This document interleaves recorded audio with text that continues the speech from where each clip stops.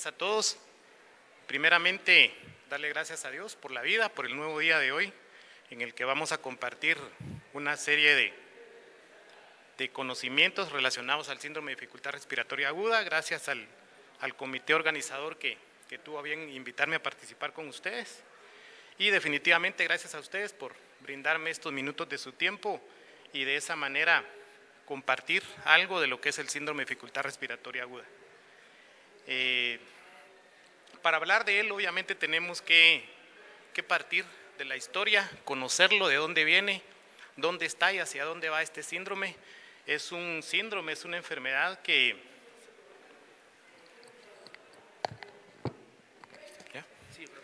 vemos día a día en las unidades de cuidado intensivo. En el mejor de los casos se identifica y se trata en una unidad de cuidado intensivo. En el peor de los casos puede pasar inadvertido si no lo identificamos a tiempo y obviamente el pronóstico empeora en ese escenario.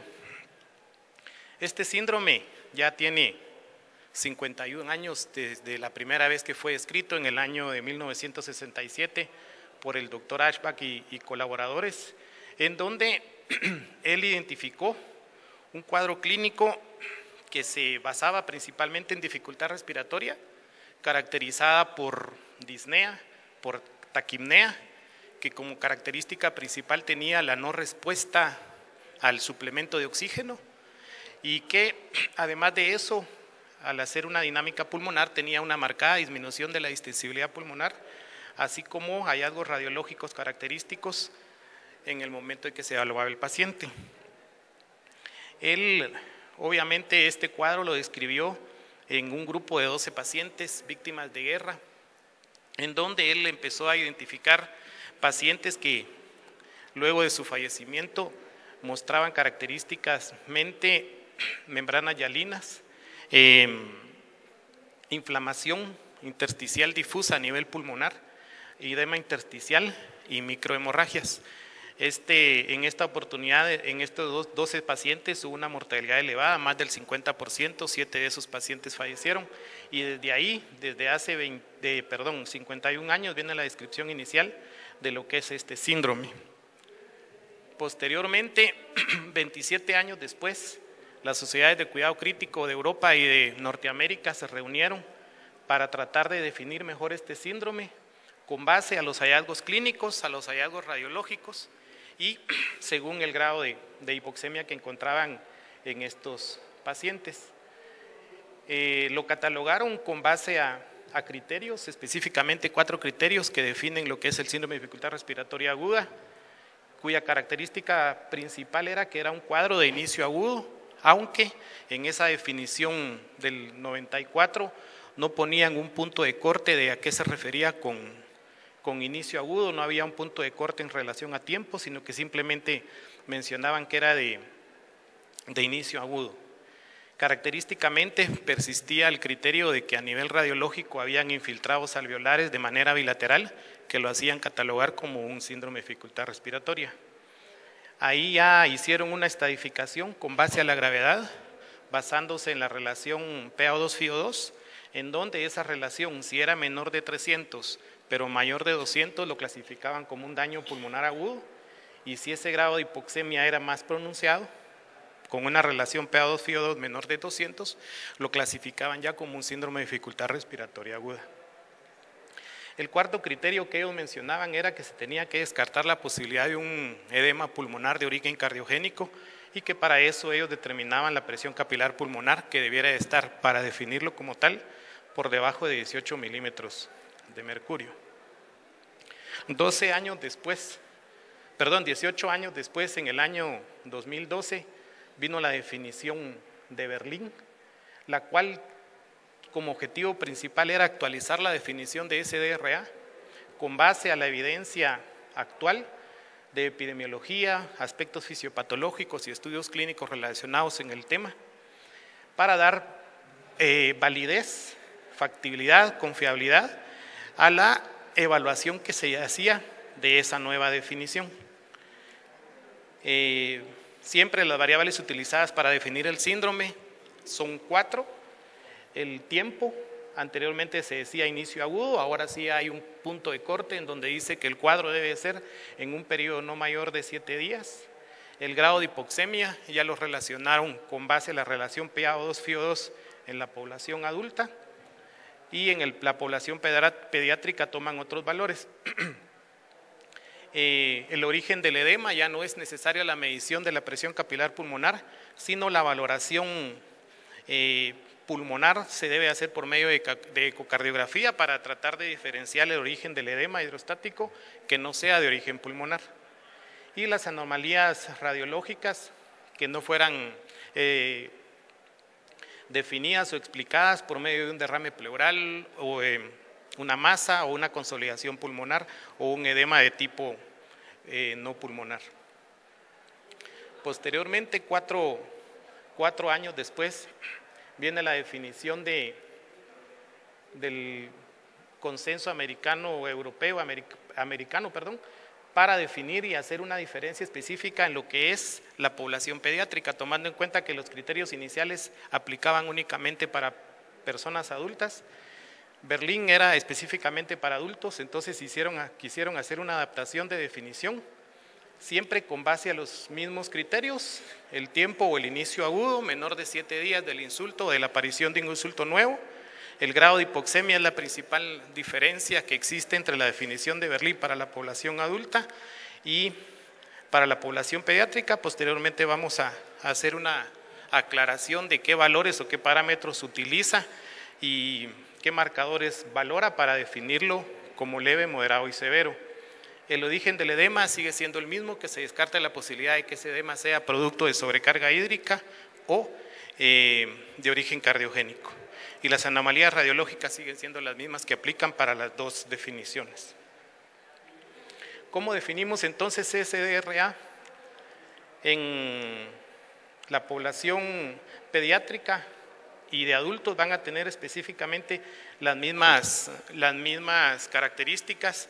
Va a ser un daño pulmonar difuso caracterizado por un aumento de la permeabilidad vascular, por daño al endotelio vascular y a la membrana capilar, un aumento del peso pulmonar producto del edema pulmonar que se presenta, y obviamente una pérdida del tejido pulmonar aireado con el consecuente aumento de los cortocircuitos a nivel pulmonar. Esta es la definición de Berlín.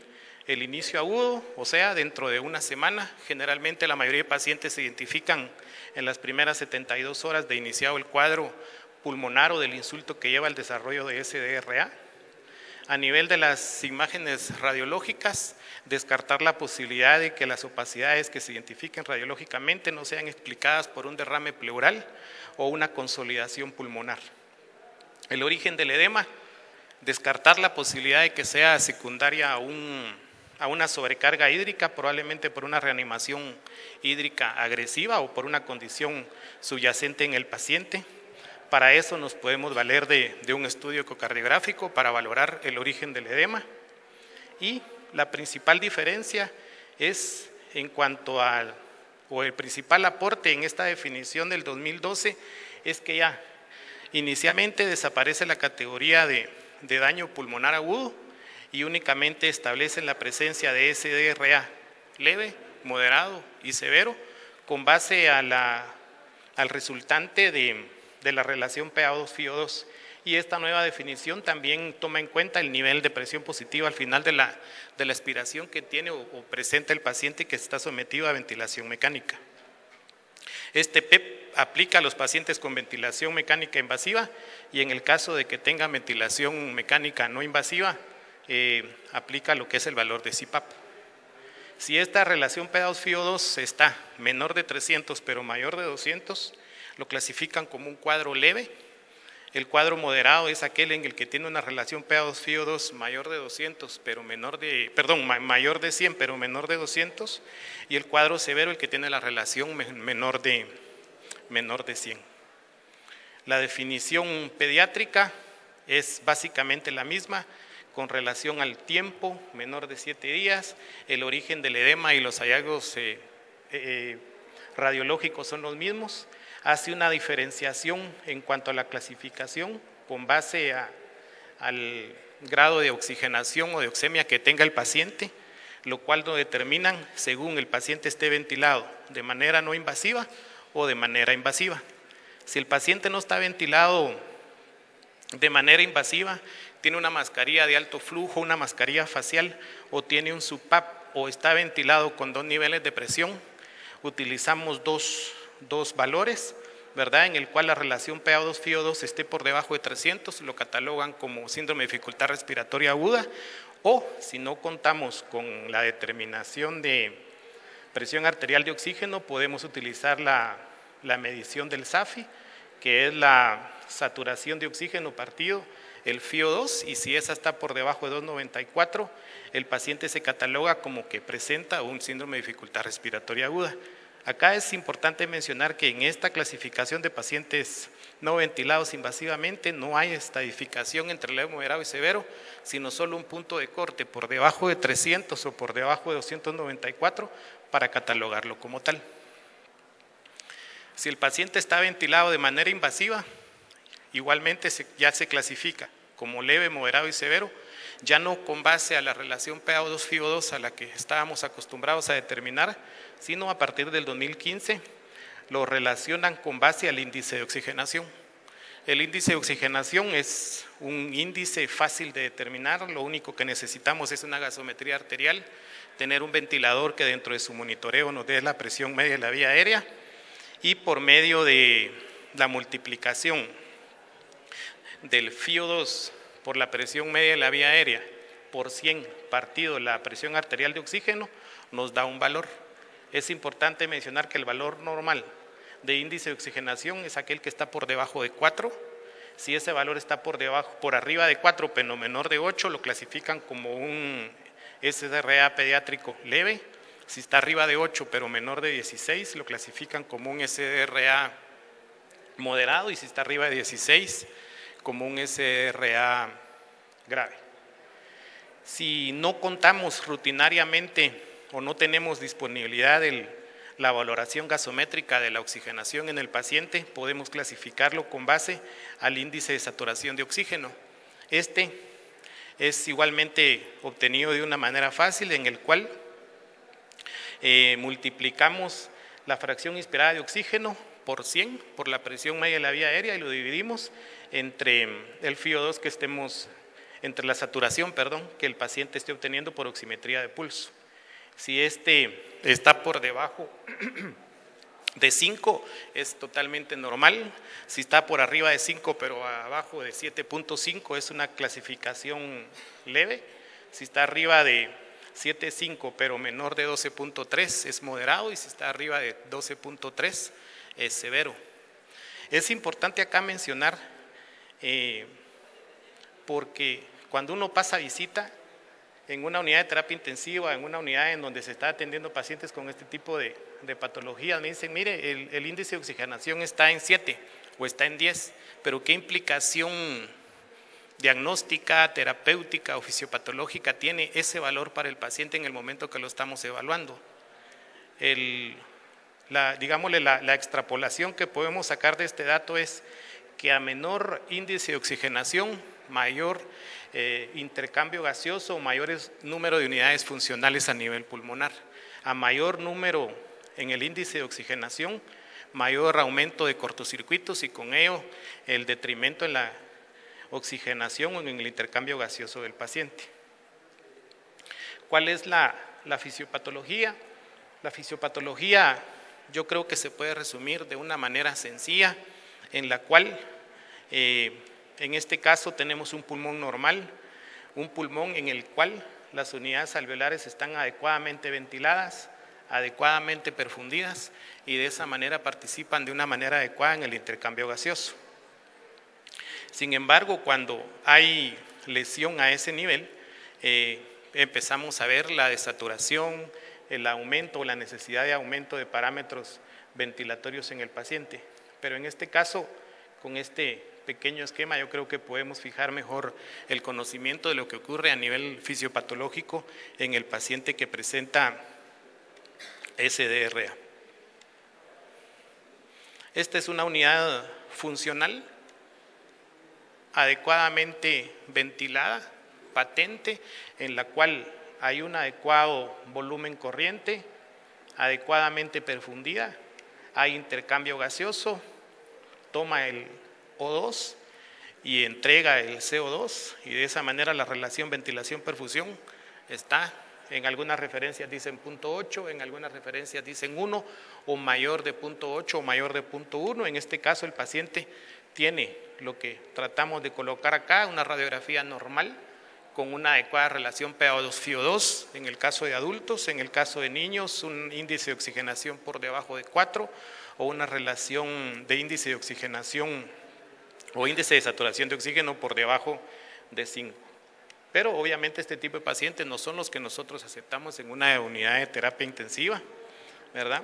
La fisiopatología yo creo que se puede resumir básicamente en estos 4 puntos, en el cual el daño en la ventilación-perfusión obedece a un daño a nivel de la membrana alveolo capilar, un daño que puede ser directo o indirecto a nivel del endotelio microvascular, daño a nivel epitelial alveolar, el cual va a favorecer la inundación tanto del intersticio como del espacio alveolar de un flujo de líquido rico en proteínas que va a aumentar la presión hidrostática y por ende va a hacer que esa unidad alveolar que está afectada no participe en el intercambio gaseoso, y lo que vamos a ver clínicamente en el paciente es desaturación y a nivel de una gasometría arterial, una presión arterial de oxígeno por debajo del valor normal esperado para el paciente. Acá, de este lado de la gráfica, tenemos una unidad alveolar totalmente normal, con una vía aérea patente, con un recubrimiento epitelial normal, con un intersticio normal y con un capilar pulmonar adecuadamente perfundido.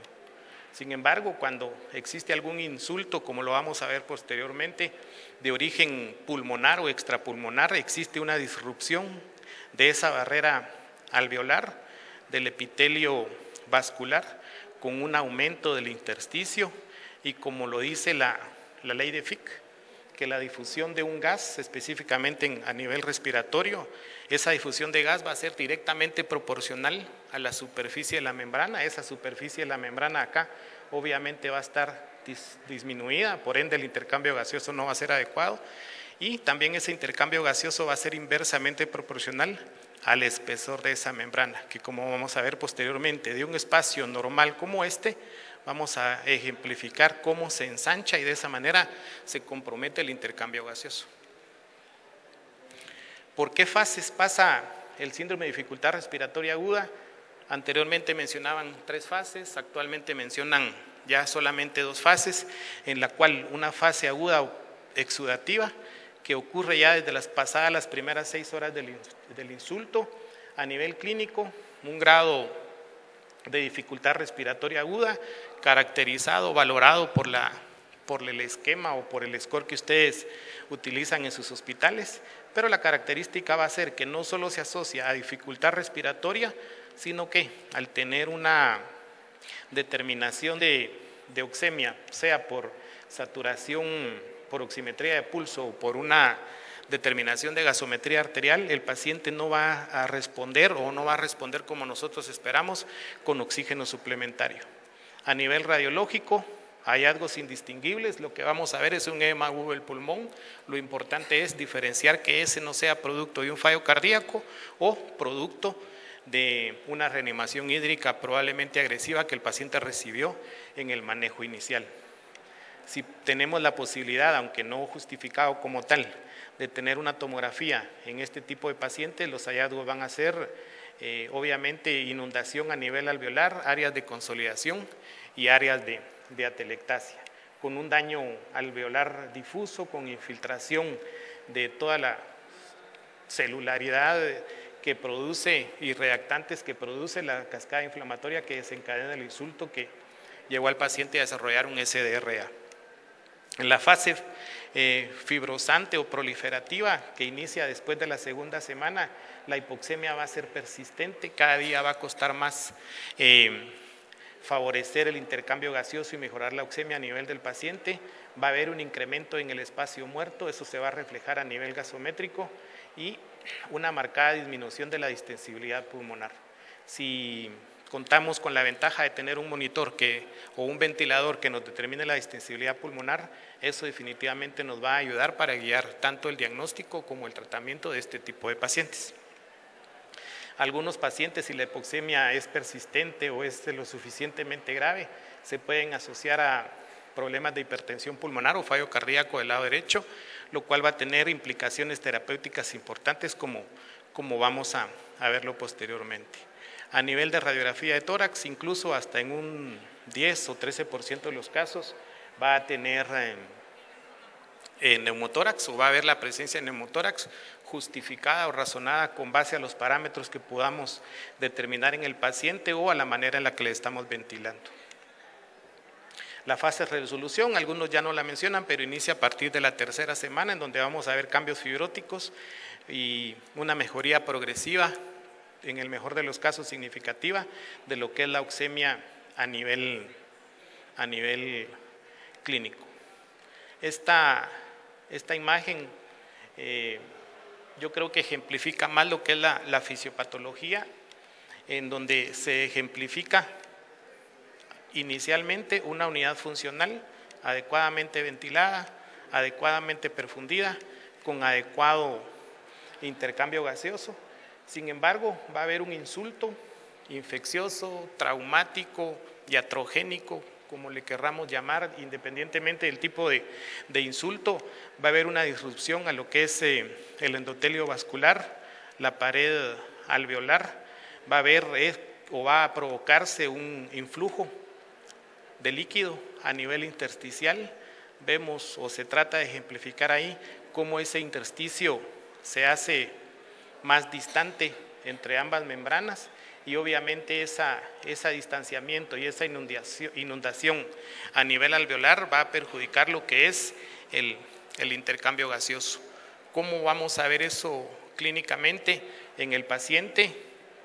Podemos verlo si no está adecuadamente sedado o con analgesia, con disconfort, con asincronía a nivel respiratorio y el ventilador.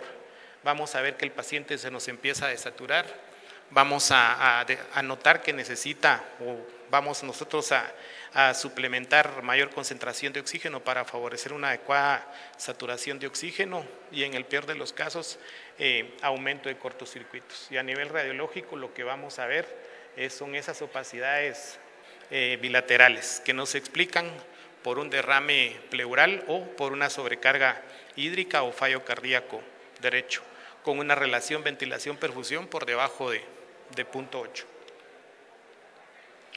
Dentro de los mecanismos que explican hipoxemia, originalmente describían 4, ya desde hace unos años describen 5, pero los 4 mecanismos participan en el desarrollo de SDRA, favoreciendo el aumento de cortocircuitos y por ende la disminución de la oxigenación.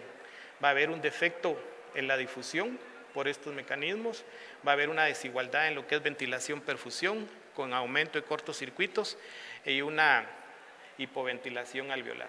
Todo eso va a explicar el cuadro de hipoxemia persistente, refractaria al tratamiento que vemos en el paciente que presenta SDRA. En cuanto a la clasificación, básicamente hay una que yo creo que tiene diferentes sinónimos y lo podemos tomar de la misma manera. Sin embargo, los dos, la manera más específica de clasificarlo con fines diagnósticos y con fines terapéuticos es una.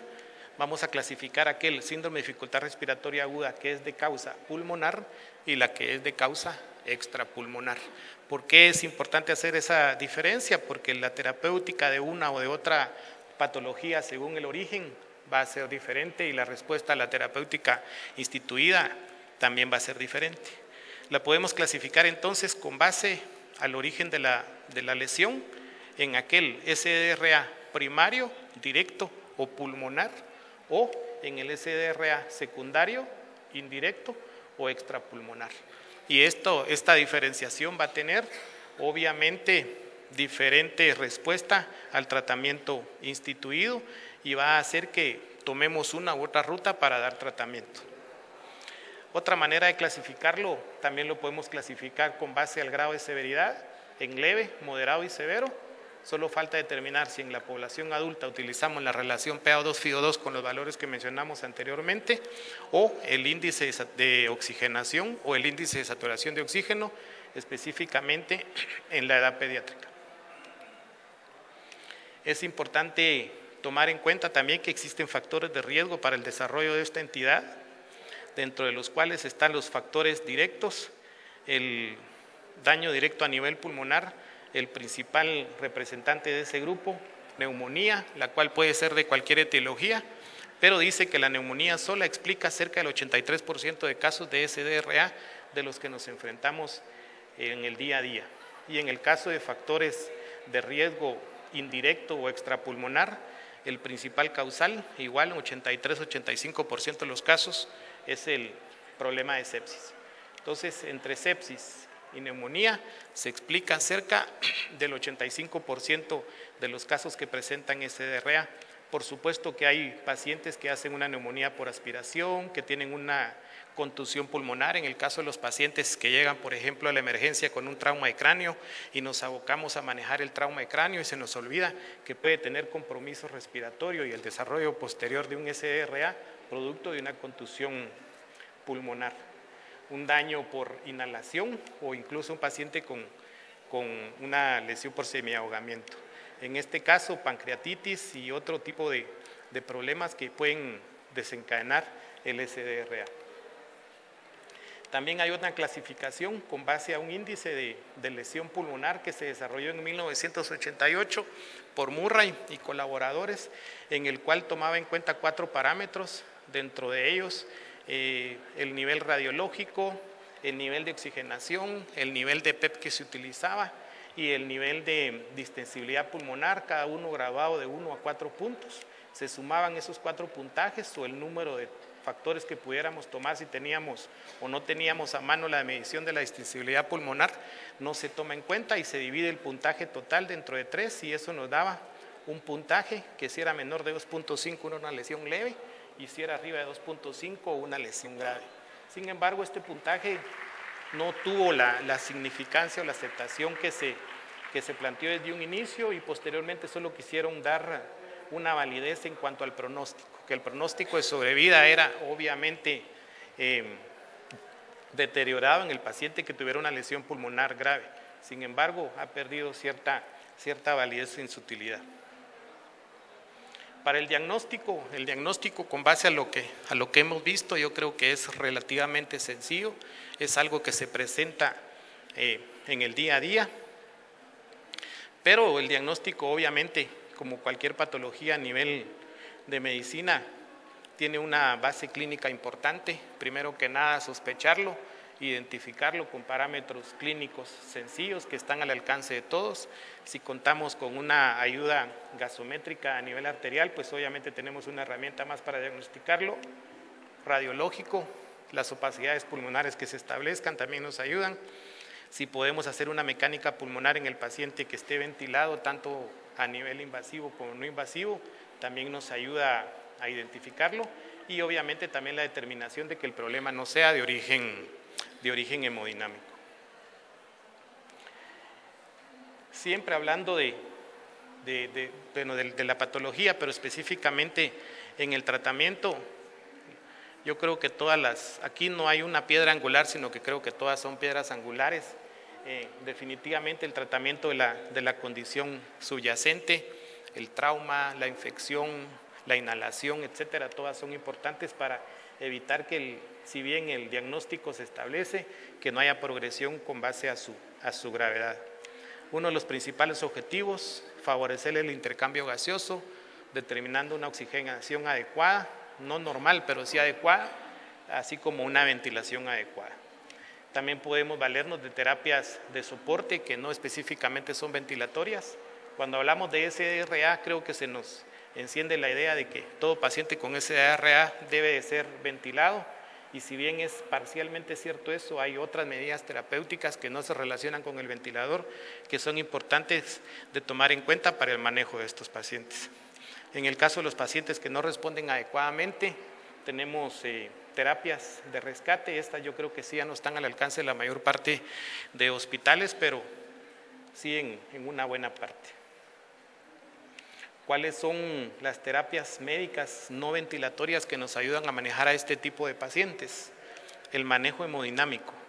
Sabemos que por su condición fisiopatológica hay una alteración en la membrana alveolo-capilar y que cualquier manejo hídrico puede empeorar o deteriorar el estado del paciente, por lo cual tenemos que ser muy cuidadosos con el manejo hídrico, con la reposición hídrica. Mencionábamos anteriormente de que un 83-85% de los casos están explicados por problemas infecciosos y dentro de ellos pacientes sépticos, que de por sí tenemos una cierta incertidumbre entre manejar pulmón y manejar corazón. Tenemos que manejar los dos para beneficio del paciente, entonces tenemos que ser muy cuidadosos valorando el estado de volemia del paciente y reanimarlo de una manera cuidadosa, preventiva, para evitar mayor daño. También tenemos como medida terapéutica no ventilatoria la posición prona. La posición prona inicialmente se mencionaba de que se manejara al paciente en esa posición la mayor cantidad de tiempo posible. Posteriormente lo redujeron a 24 horas al día, 36 horas al día. Después se mencionaba que por periodos de 12 horas y actualmente mencionan que deben de ser periodos de 10 a 12 horas al día en el cual el paciente en el mejor de los casos esté rotando de posición prona a posición supina con el ánimo de favorecer o de disminuir las áreas con aumento de cortocircuitos y para favorecer el drenaje de secreciones. Obviamente esto pues tiene implicaciones de riesgos, de accidentes, también tiene contraindicaciones, pero en la mayoría de los casos es con la técnica adecuada, es una técnica segura que ayuda a mejorar la oxigenación en el paciente. Esteroides, muchos de nosotros escuchamos de que se puede utilizar esteroides en el paciente con SDRA. Lo que se menciona actualmente es que obviamente el uso no es rutinario, en todo paciente con SDRA se deben de usar esteroides, no es así. Hay casos específicos. Sin embargo, la sobrevida o el pronóstico del paciente no tiene una significancia estadísticamente significativa para justificar el uso indiscriminado de esteroides. Ya desde hace aproximadamente 20 años, Meduri y colaboradores fue el que hizo el primer estudio en fase tardía de administración de esteroides, metilprednisolona, en esquemas que duraban aproximadamente 32 días. Sí había una mejoría temprana en la oxigenación, pero la mortalidad 60 o 90 días seguía siendo la misma, por lo cual el uso se dejó como en casos muy específicos. El uso de óxido nítrico, pues en el Seguro Social aún no lo tenemos. Se menciona que sí es una terapia no ventilatoria de ayuda y de mejoría en el paciente, que mejora el paciente de una manera temprana, sin embargo, a largo plazo la mejoría no es significativa. Específicamente lo indican en casos en los que haya un diagnóstico real de hipertensión pulmonar o en pacientes que tengan fallo cardíaco derecho. En esos tipos de pacientes se debe utilizar. El soporte ventilatorio que el paciente necesita puede ser de manera no invasiva o de manera invasiva. También podemos hacer terapias de rescate con ventilación de alta frecuencia si contamos con ella, o incluso, creo que no está disponible en Guatemala más que en Unicar, creo, en la circulación por membrana extracorpórea. Ventilación no invasiva, si tenemos la disponibilidad, podemos utilizar un CPAP nasal, o la ventilación no invasiva con 2 niveles de presión, con un nivel de EPAP y con un nivel de IPAP para poder ventilar al paciente en cuadros tempranos de esta patología. La ventilación invasiva, que creo que es lo que más practicamos, sin embargo quizá no es lo que mejor hacemos, debemos de conducirnos con cierto cuidado, con cierta guía, para que de esa manera con la terapéutica ventilatoria no perjudiquemos más el estado del paciente. La ventilación de alta frecuencia en adultos no la justifican, no la recomiendan, sin embargo en el área pediátrica sí sigue siendo útil, sigue siendo válida utilizarla. Anteriormente decían de manera temprana, yo digo que no debe ser ni de manera temprana ni de manera tardía, sino debe ser utilizada cuando esté indicado hacerlo con base a ciertos criterios. Al utilizar el soporte ventilatorio debemos de evitar, y en el caso de que aparezca, tratar este tipo de complicaciones relacionadas al uso del ventilador. el volutrauma tenemos que evitarlo, en el mejor de los casos, favoreciendo volúmenes corrientes o volúmenes tidales bajos, según el paciente lo vaya requiriendo. El atelectotrauma, evitando el ciclo repetitivo de apertura y cierre alveolar, que es lo que finalmente contribuye aún más al deterioro de la membrana alveolo-capilar. Y el biotrauma. El biotrauma disminuyendo la presencia o la duración de la cascada inflamatoria o de la administración alta de concentraciones de oxígeno. Entonces, esto es lo que tenemos finalmente, una unidad adecuadamente ventilada, adecuadamente perfundida, y acá ya tenemos unidades que no están adecuadamente ventiladas, que probablemente sí van a tener una adecuada perfusión. Cuando nosotros ventilamos a un paciente, cada día tratamos de hacer la determinación de, primero que nada, como una buena práctica, creo que es importante ver que si el paciente se ventiló por presión y por una u otra razón necesitó, por poner un ejemplo, 15 de PIM o 15 de presión inspiratoria, debemos de ver cuánto de volumen genera esa presión. El esquema amarillo trata de decir que si acá hay 15 de presión, estamos alcanzando, hablemos de un caso hipotético, 100 de volumen. Sin embargo, ese paciente, con base a su deterioro, puede hacer que, a pesar de tener el mismo nivel de presión, tenemos monitorizado qué nivel de volumen corriente le estamos dando, vamos a ver que ese 100 se transformó en un 60, por poner un ejemplo, y que asociado a esto el paciente va a empezar a desaturarse, y que nosotros, en el afán de mejorar la oxigenación, vamos a empezar a subir FiO2, creyendo que con eso vamos a mejorar el intercambio gaseoso, y lo único que vamos a hacer es adornar quizá la saturación, pero el intercambio gaseoso no se va a lograr. Entonces, como buen hábito, cuando colocamos a un paciente en ventilación mecánica, debemos de saber y anotar qué nivel de PEP estamos colocando, qué nivel de presión inspiratoria pico está alcanzando, y ese nivel de presión inspiratoria pico, qué nivel de volumen corriente está mostrando. También es importante, como vamos a ver posteriormente, anotar con qué presión meseta, con qué presión alveolar o con qué presión plató el paciente inició la ventilación mecánica, para ver, en el caso de que el paciente inicie con deterioro en cuanto a la saturación de oxígeno o oxigenación, qué está pasando con esas variables, y con base a ellas dirigir la terapéutica. En este caso, aquí se ejemplifica el ciclo repetitivo en este paciente que tiene consolidación pulmonar, producto de la fisiopatología que ya se discutió. Obviamente, en estas unidades, que es más del 50% del volumen pulmonar, no hay un intercambio gaseoso adecuado. ¿Por qué? Porque hay aumento de cortocircuitos.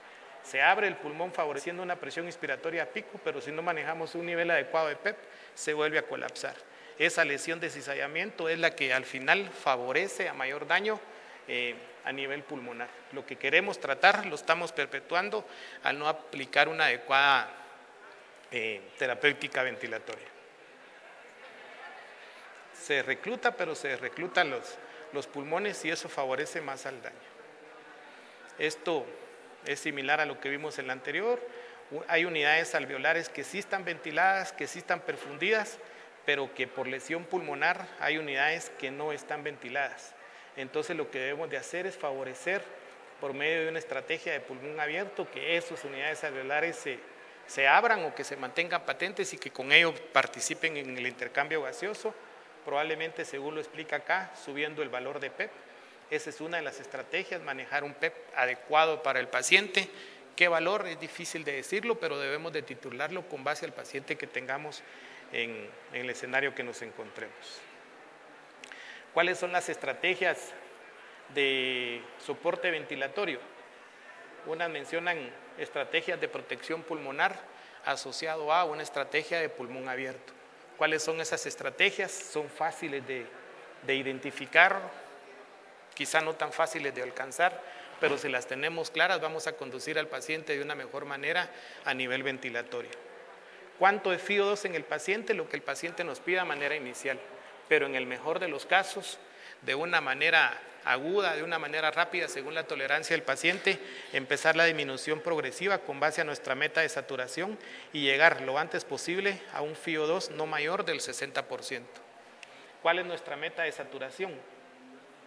No pretendemos que ese paciente que tiene aumento de cortocircuitos sature 99% y en el peor de los casos 100%. Nuestra meta de saturación debe de oscilar en estos valores, en el mejor de los casos, 88 a 92%, y si nos mantenemos en ese rango, empezar a retar al paciente y bajar el FiO2 hasta el momento de llegarlo a un 0.6%. Volumen corriente, independientemente de que el paciente sea ventilado por presión o por volumen, titular el volumen corriente que estamos alcanzando, sea si lo ventilamos por presión o por volumen, y no dar más de estos valores. Esta es una de las significancias importantes en cuanto a la prevención o al tratamiento del daño pulmonar, un volumen corriente que oscile entre 5 y 8 ml por kilo, en promedio 6. Por supuesto, esta es nuestra meta. Inicialmente el paciente probablemente requiera 10, 12, 14, 20, etcétera, pero en el mejor de los casos, cuando alcancemos esta meta, empezar a disminuir el volumen, tomando en cuenta que esos valores de volumen corriente son con base al peso ideal y no con base al peso real del paciente. Para abrir el pulmón, para abrir las unidades alveolares, necesitamos de un valor de PEP. Tampoco quiero decir con eso de que a mayor número de PEP, mayor reclutamiento alveolar, puede hacer que a mayor número de PEP, mayor distensión alveolar en unas unidades y colapso de otras por verse atrapadas dentro de esa presión positiva al final de la expiración que está generando una unidad, colapsa la de al lado. Entonces, el PEP óptimo en la edad pediátrica mencionan que se encuentra entre estos valores, entre 10 y 15 para casos leves y moderados, y para casos graves puede ser incluso valores mayores de este 15. Nosotros en la unidad de terapia intensiva del Seguro Social más o menos andamos como entre 8, 7 y 8 de PEP. Muy difícilmente nos pasamos de 10, pero regularmente logramos alcanzar al paciente en el mejor de los casos con un valor de PEP que oscila entre 7 y 8. Algunos 9, muy difícilmente hemos puesto 10. ¿Qué otra estrategia tenemos para proteger el pulmón? Si tenemos la determinación de presión meseta, presión alveolar o presión plató, debemos de manejarla. Anteriormente se decía por debajo de 30, actualmente ya desde hace unos años se maneja el valor de 28. Si tengo un volumen corriente o una presión inspiratoria pico X que está requiriendo continuamente de ser aumentada, tengo que vigilar la presión plató, y esa presión plató en el mejor de los casos no debe estar por arriba de 28. Lo último que se menciona es vigilar la presión de distensión o de distensibilidad, o la presión de conducción o el driving pressure que menciona la literatura, la cual se obtiene de restar la presión inspiratoria pico menos el PEP, y ese valor no debe ser en el mejor de los casos. Anteriormente mencionaban 15, ahora protegen un poco más el pulmón y mencionan que no debe ser arriba de 12. Si yo tengo un PEP de 10 y tengo una presión inspiratoria pico de 25, tengo 15 de driving pressure, estoy alcanzando más o menos la meta.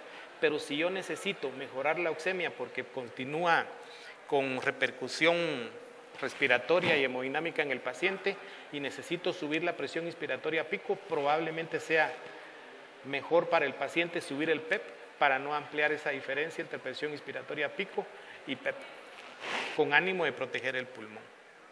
Nuestra meta acá es un poquito difícil brindar valores, pero anteriormente mencionaban hipercapnia permisiva, de agregar un apellido a hipoxemia relativa. No pretendemos que el paciente tenga una oxemia de 90 a 100. Yo, si tiene arriba de 60, me doy por bien servido y de esa manera trato de proteger un poco el pulmón. Terapéuticas, las mencionamos parte de ellas anteriormente. De manera no ventilatoria podemos usar óxido nítrico inhalado. Surfactante pulmonar definitivamente no está indicado. Posición prona, la mencionamos, periodos cortos, 10-12 horas. Mantener una vía aérea permeable, libre de secreciones, libre de obstrucciones, libre de acodaduras, que no haya fuga, etcétera, para que el paciente de esa manera alcance el volumen corriente que nosotros tenemos como meta brindarle.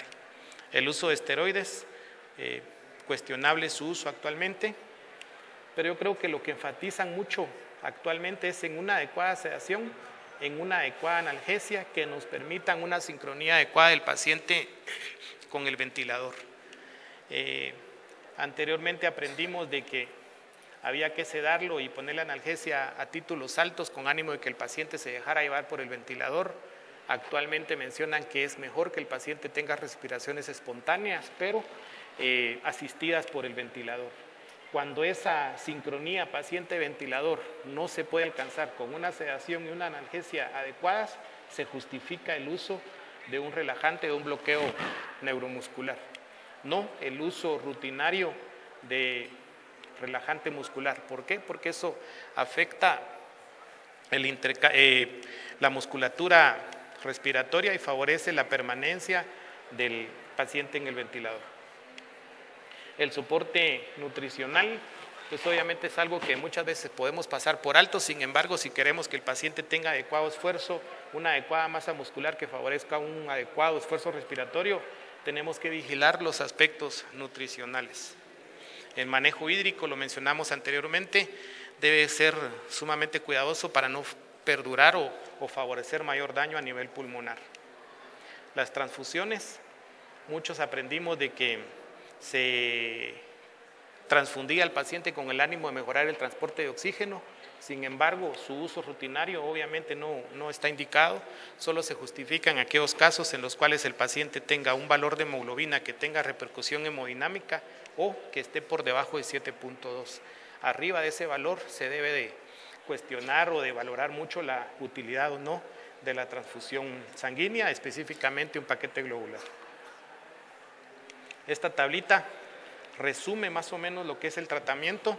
Para casos leves, considerar, obviamente independientemente de la gravedad, volúmenes corrientes bajos, 5 a 8, en promedio 6, independientemente de la gravedad. Si tiene un cuadro leve, considerar la ventilación no invasiva de manera temprana, manejando niveles de PEP de bajos a moderados, de 5 a 10 podría considerarse leve moderado.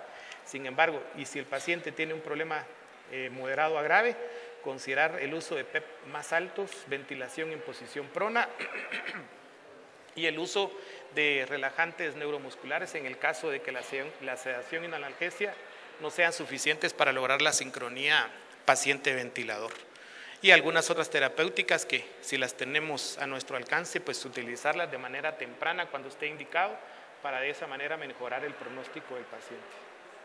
Esta diapositiva pues fue tomada de una revista chilena de cuidado intensivo que básicamente es un resumen de lo que era el consenso del 94 y el consenso del 2012. Yo tomo algo que es bien importante acá, que es la mortalidad, que evidencia una significancia estadística de un 27% a un 34%, hasta un 47 o 45% según el estado de gravedad del paciente. A mayor gravedad, obviamente mayor porcentaje o probabilidad de morir.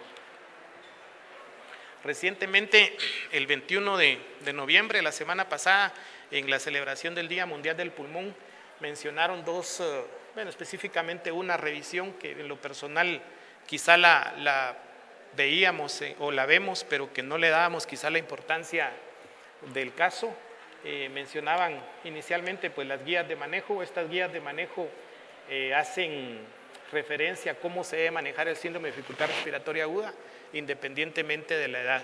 Específicamente aplica para el síndrome de dificultad respiratoria aguda. Fueron publicadas en julio de este año y están de acceso libre en el internet.